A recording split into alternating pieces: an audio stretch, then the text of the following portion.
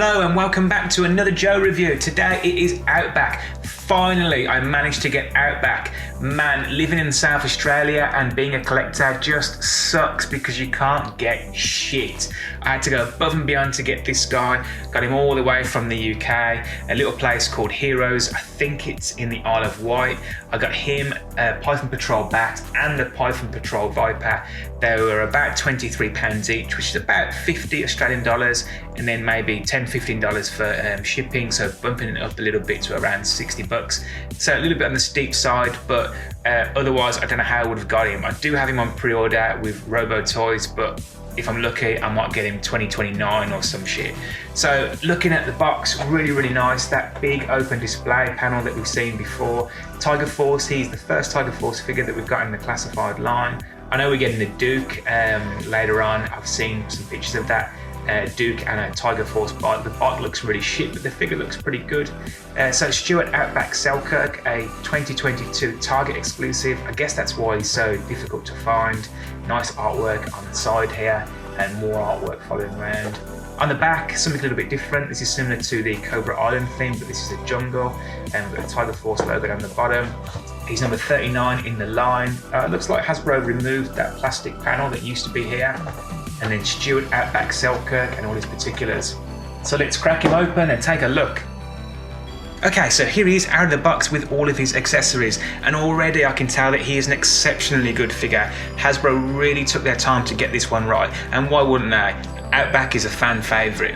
So Outback comes with his oversized backpack, really nicely done. His assault rifle, this actually has a removable clip. A sidearm, very nicely done. It even has a bandage around the handle. Spade.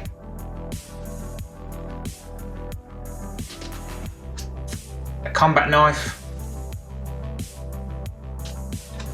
And his flashlight. Why wouldn't he? The original one had a flashlight. Really pleased to see they included that.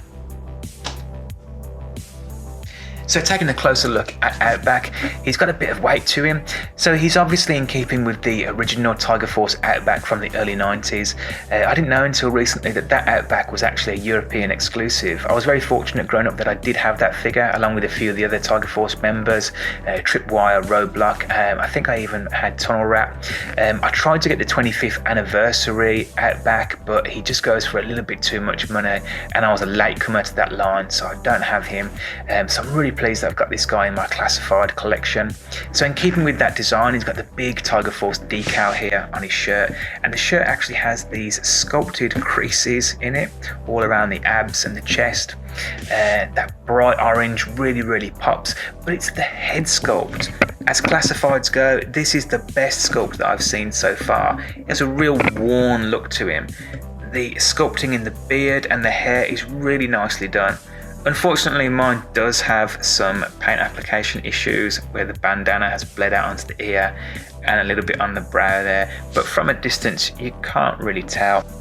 He also has these really nice straps around his shoulders going down to the belt, and then these nice jungle camo fatigues.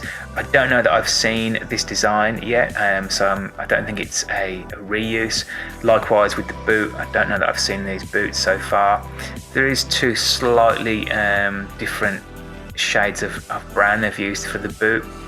And then he's got these straps, one here for his torch, another for his sidearm, and then one on the ankle there for the combat knife. He's even got his veins sculpted in on his biceps here, and they've given some paint applications on the forearms to look like hair. So they've really gone that extra mile. And then taking a look at the articulation, so we know what to expect now with these classifieds. However, I will say that this is a pinless jointed figure. He's not the first. I think that may have been Lady J, but I think that's now the standard for the classified line. I don't know that after her there was any others that went back to the pins. And you can see that here on the elbow, and it does look better in my opinion. So in terms of articulation, he's got the standard butterfly joint, he's got a bicep swivel, double jointed elbow, and then he has a rotation of the wrist. And then ab crunch, he has a lot of ab crunch. and it's a little bit higher. Some of the newer figures that I've seen, Recondo and Bazooka, they have the higher crunch, and again, I do prefer that look. At the neck, he does have the 2 pegs, one down here and one just underneath, but I don't think he doesn't really get much. So maybe he doesn't have, it looks like he does have a peg there, but maybe he doesn't. Regardless, so he gets full rotation at the head, and he gets a fair bit of down and just a little bit of up, not too much. And then at the waist, he gets some rotation, and he gets those drop down legs, and then at the hip all the way up, and then rotation at the thigh, double jointed knee,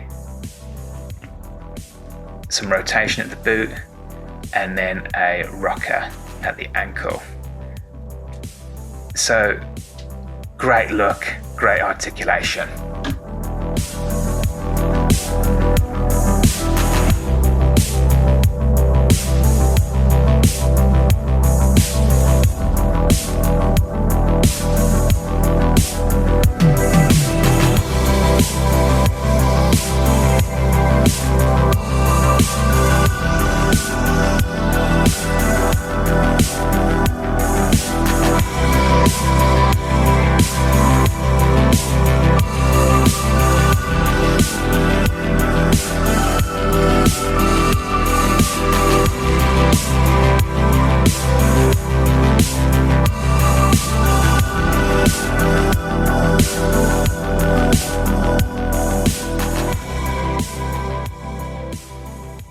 So my final thoughts on Outback, and is he worth getting? Well, that's a no-brainer. It's an obvious yes. He is without a doubt the best in the classified line, in my opinion. Hasbro have set the new benchmark with this figure, but I really hope that they keep it up. Some of the newer figures, Recondo, Bazooka, they look like they're going to be just as good, but only time will tell. The real issue here though is supply. As I said in the intro, I had to get mine from the UK. I don't know how long it's going to be, if ever, that we see this guy in stores.